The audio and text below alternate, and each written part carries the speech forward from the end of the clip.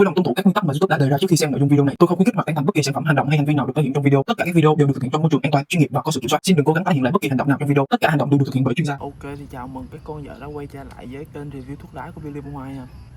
Thì ngày hôm nay lại là một mặt hàng đặc biệt lên với con vợ, một mặt hàng nhập. Chắc là cái loại này chắc là cũng có nhiều người sử dụng rồi, nhưng mà đây là lần đầu chồng sử dụng và chồng muốn chia sẻ với con vợ. Đây chính là SC Gen Tulip Sweet Apple. Đây, thấy không? Thì theo như chồng tìm hiểu thì đây là một mặt hàng được có thể gọi là cao cấp của Hàn Quốc. Chồng không biết là nó có phải thực sự là cao cấp hay không, nhưng mà theo như chồng tìm hiểu thì nó được sản xuất theo một cái công thức là American Blend. Như cái video về Raymond lần trước chồng có quay, thì lần này vẫn là cùng chung một cái công thức là American Blend, sự kết hợp của 3 hương vị Virginia, Burley và Origen hay là cái gì á, chồng không nhớ, nhưng mà nó là sự kết hợp của 3 hương vị nha con vợ. Đây thì hôm nay cũng là một mặt hàng này được gọi là Super Slim thì phải, một trong những mặt hàng Super Slim đầu tiên có cái đồ lọc là đồ bấm vị bạc hà thì phải. Đây thì chồng vẫn chưa bóc siêu ra nha con vợ. Ok, bây giờ thì chồng thử luôn.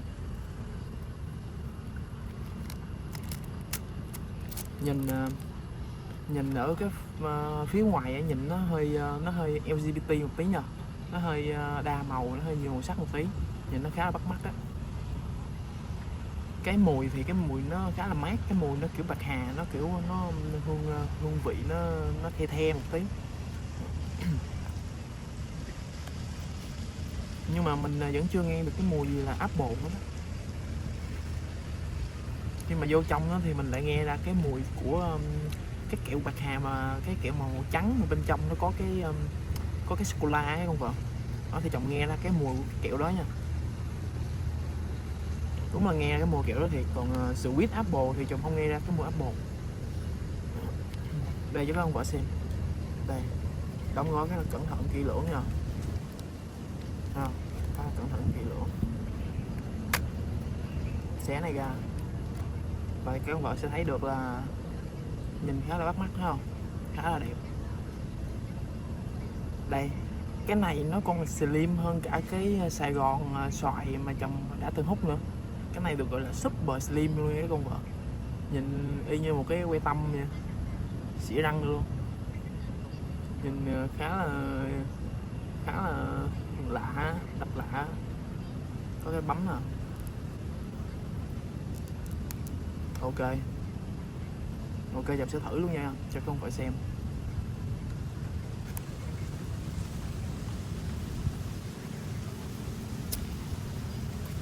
Ôi, chỗ của chồng đang có gió như mùa thu ấy.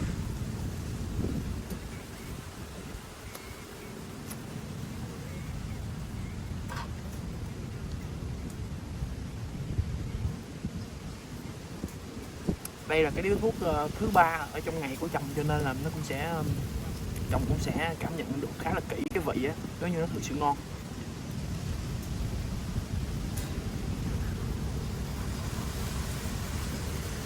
Thì cái hơi đầu tiên á, mà chồng cảm nhận được á, thì nó khá là mát, nó thực sự là bạc hà á. Ôi, gió quá, chỗ này gió quá.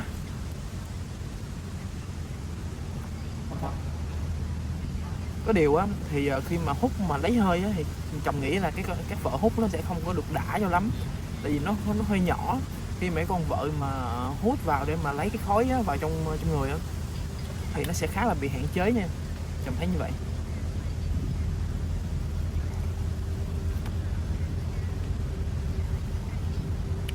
Thì chồng vẫn không nghe ra được cái mùi là sweet apple, nhưng mà chồng cảm thấy nó mát, nó khá là lạnh và nó cũng khá là bon mồm, nhưng mà nó cũng khá là nhẹ con vợ, nó không có mạnh đâu. Thật sự thì nó cũng gọi là khá là nhẹ.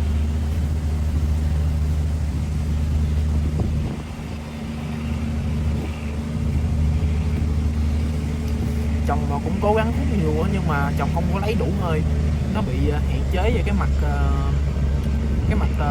hút á. Cái này chứ là chỉ hút để cho gọi là khai vị thôi, nó hoặc là chén miệng thôi, chứ nó không thực sự là hút mà để gọi là để cảm nhận được. Trông thấy như vậy. Cho các ông vợ xem cái view của chồng à. Bây giờ chồng đang ở Ohio nên là cũng có khá là gió và tàu thuyền đang đi lại để kịp chuyến. Không biết con vợ có nghe kỹ không, nhưng mà ở đây thì lớn phải lồn luôn nghe con vợ. Ok,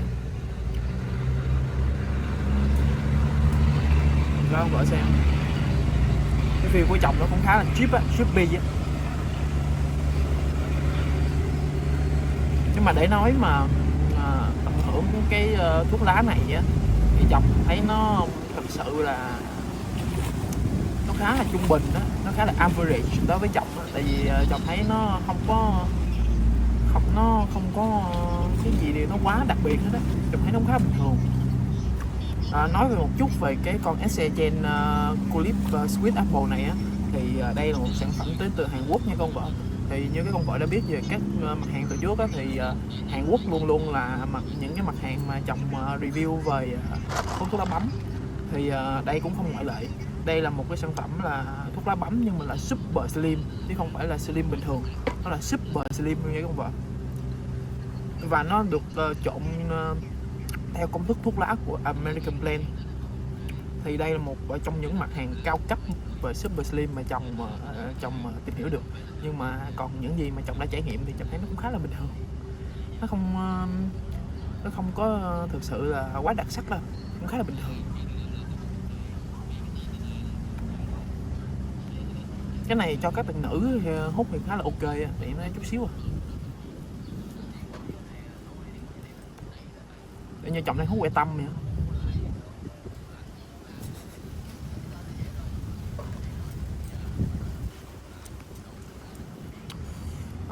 Cái mùi cái lạnh này á thì chồng thấy nó lạnh thì nói chung như lạnh vừa vừa thôi. Những cái mặt hàng về Ryzen á, Ryzen nó lạnh hơn cái này nhiều. Chồng thấy Ryzen là nó lạnh hơn cái mặt hàng này nhiều. Này chỉ lạnh vừa đủ thôi, nên là nó cũng không có gì đặc sắc hết, nó ở trong cái mức độ quá an toàn chứ không, không có gì nổi bật hết.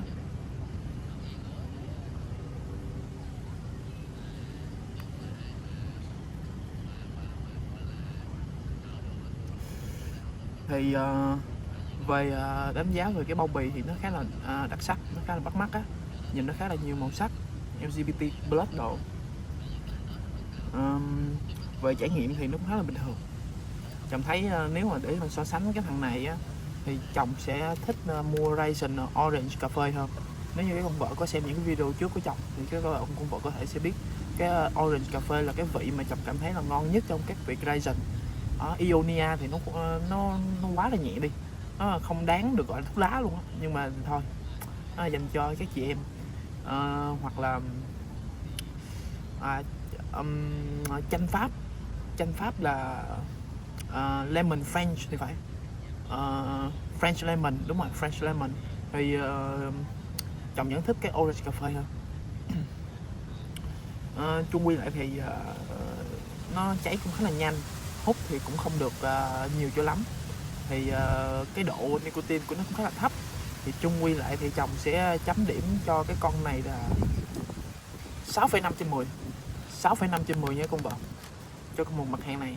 Tại vì chồng cảm thấy nó không thực sự quá đặc biệt cho lắm, nó dành cho những người hút kiểu muốn thư giãn nhẹ nhàng thôi, chill đồ. Chứ về mà nặng đô thì cái này hút 10 bao thì nó cũng như vậy thôi à. Tổng quan là như vậy. Còn mà để mà thực sự mà theo mà công thức American Blend á thì đây mới chính là theo công thức American Blend mà hút mà nó đã nha con vợ. Hút nó khá là gắt, nhưng mà được một cái là hút nó khá là bon mồm. Đây cho con vợ xem. Chồng đã review ở tập trước rồi, nhưng mà chồng cảm thấy nó cũng khá là ngon á, nên là chồng không thể nào mà dừng hút nó được. Cái con vợ có thể thấy là cái điếu thuốc này nó khá là đẹp đúng không, mà cái in của nó, nhưng mà nếu mà cái con vợ nhìn ở cái đầu lọc á, cái chữ là cái chữ được nó in lên theo kiểu mà chữ bóng hay sao á. Tại vì chồng thấy nó sáng kiểu như nó lấp lánh á, nhìn nó khá là khá là đặc biệt á, khá là nhìn khá là ok. Thì cái này thì chồng đã review ở tập trước rồi, bây giờ thì chồng chỉ hút một điếu coi như là buổi chiều của chồng thôi, buổi xế của chồng.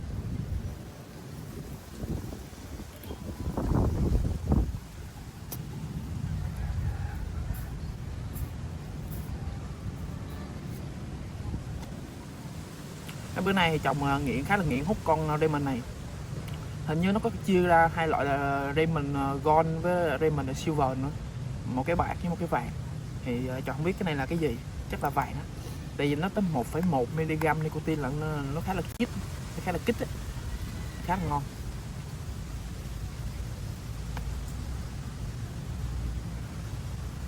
Ok, chia sẻ với công vợ như vậy thôi. Thì tại mấy hôm nay chồng chỉ hút quanh quẩn Raymond với Winston Caster thôi. Thì tại vì chồng ghiền hai cái đó rồi. Còn lại thì chắc là tập sau chồng sẽ review, kiếm và review những cái mặt hàng khác. Có thể là sẽ review về mặt hàng Việt Nam, Hòa Bình chẳng hạn. Hòa Bình hoặc là Hero chẳng hạn, hoặc là Z, để chồng suy nghĩ và chồng lựa chọn nha. Cái con vợ mà muốn chồng review cái mặt hàng nào khác thì cho con vợ cứ comment bên dưới. Ok, con vợ hãy đón chờ tập tiếp theo của chồng nha.